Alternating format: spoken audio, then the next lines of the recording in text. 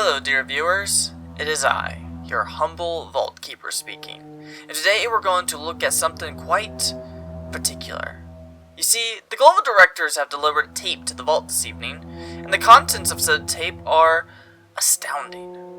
The tape contains recordings of the final moments of Earth and RPC-548 before their inevitable demise.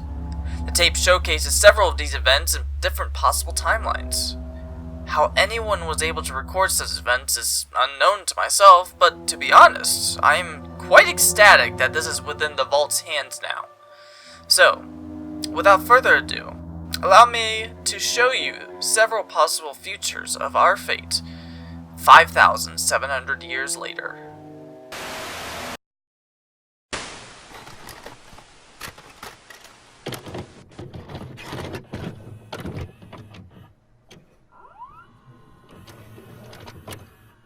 The hateful star had lost track of when they'd stopped observing it. Frankly, it didn't really care. Let them try to ignore it, keep it contained in a web of silence. It wouldn't help them when the end came, and come it did. As the star lazily and messily tore Pluto apart, it noticed to its consternation that the Earth was no longer inhabited. It hadn't bothered checking until now, but there it was. Enthusiasm considerably dampened, the star hove sunwards, briskly dispatching planets as it went. It came to a halt quite close to the Earth, reaching out with lines of force to keep the little world from being torn apart by its gravity well. It was a moment's effort to snuff out the sun. Satisfied that it would not be disturbed, the star began to examine the little ball of dirt. It gave the stellar equivalent of a disappointed sigh. The shithole wasn't doing too well. It wasn't just the broken, drifting orbital gantries that surrounded the place like a messy halo. They drained the oceans, too. And the cities were radioactive craters, some of them still smoldering with the energies of sundered atoms. What the hell'd you do, mankind? It's like your entire fucking species shit the bed or something. Disgusting, it pulsed to itself, looking a little closer. Ah, now that was odd. The Authority had really let themselves go. Wandering the ruins of the world were the dregs and cosmic rejects they'd called anomalies. A blot of nothing hissed and retreated into the space beyond reality as the star's mind washed over it, annihilating its containment site and the maddening scribblings within its archives with more than solar heat. Beneath Mongolia, an ancient and simple creature sizzled as the star cooked it to death. In the central United States, a flickering shadow of a woman stood before an observation window inside, finally relaxing, as a wave of furious radiation swept over her. The ghosts of Rhodesia watched in horror as their land sublimated into its component atoms, the specter of a twisted, broken helicopter briefly visible before it was consumed. Beneath a long-dead supervolcano, the star tore apart a race of particularly stupid mole men, chuckling as they cried to their deity. Bet that cocksucker Snodgrass is too busy giving Comrade Lenin a rim job in hell to save you now. The star paused briefly over China, taking in the great black monoliths protruding from the dry, withered swamp that had once been the most populous nation on Earth. There was a single word scrawled across each ancient structure's face. Nihil? You edgy fucks. China vanished in an eruption of energy, and the star moved on. It paused one final time over the once Pacific Ocean, seeing something unusual on the burnt seabed. A stone tablet, easily a kilometer square, with writing carved into its surface in a dozen languages. The star read for a moment, pondering, then moved away from the Earth, exasperatedly throwing its mind into the void. The fuck is that supposed to mean? And then it found them.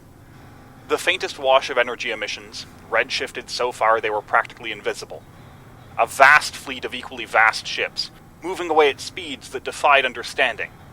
And at their center, no fucking way. No! The star was old, older than the universe. Even it wasn't sure just when it had begun. But it recognized that chorus of energies, the electromagnetic voices of 1,000 civilizations, and it howled its impotent rage aloud. Solidarity, you bitch! An end. Or maybe this is how it ended. A stone tablet, easily a kilometer square, with 2 words carved into its surface. Got you. The sun darkened as the solar system filled with a seething, swarming, boiling cloud of organic matter. And for the first time in millennia, the star was seen. A single eye, beady, unblinking, almost infinitesimally small compared to the star's magnificence. And with it, knowledge. The star backpedaled so hard it tore the Earth to shreds, the very fabric of space-time rippling and folding as it struggled to scramble away from the approaching intelligence. What are you? It gasped, horrified. But it already knew.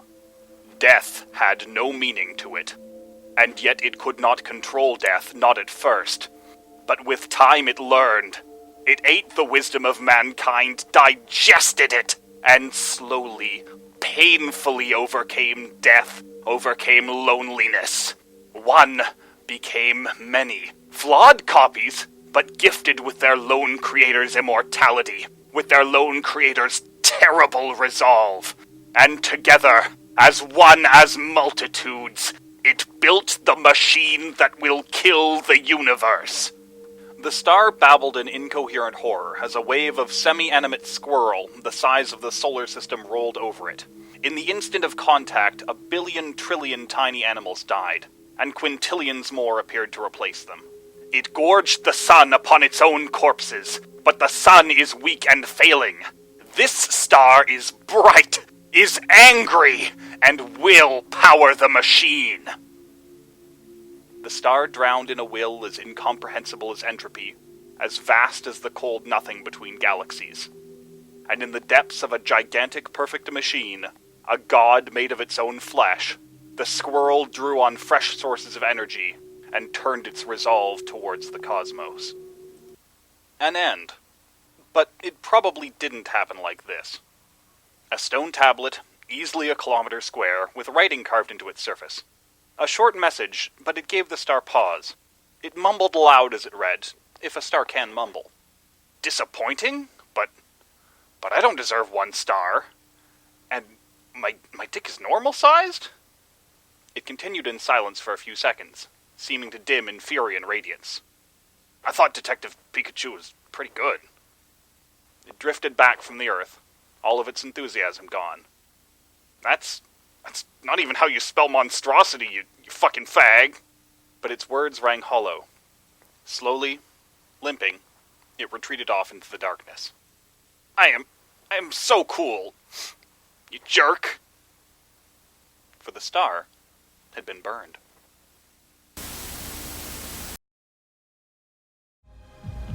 Well, isn't that just ominous? Here's to hoping our timeline doesn't suffer the same fate. If you'd like to learn more about RPC 548, then I would highly advise looking into its document on file, which will be provided down below. Anyway, thank you for tuning in, and I will see you on the next report.